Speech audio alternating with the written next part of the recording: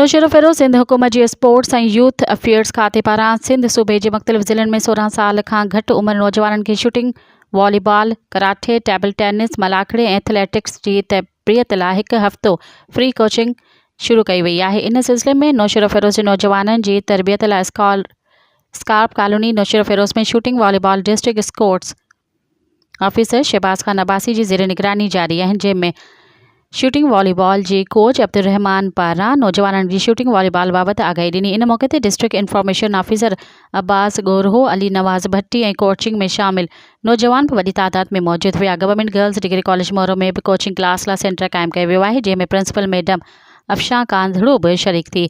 मोरो भरिसां ॻोठ जहान खान अलवाणी में भी मलाखड़ो रांदि थी।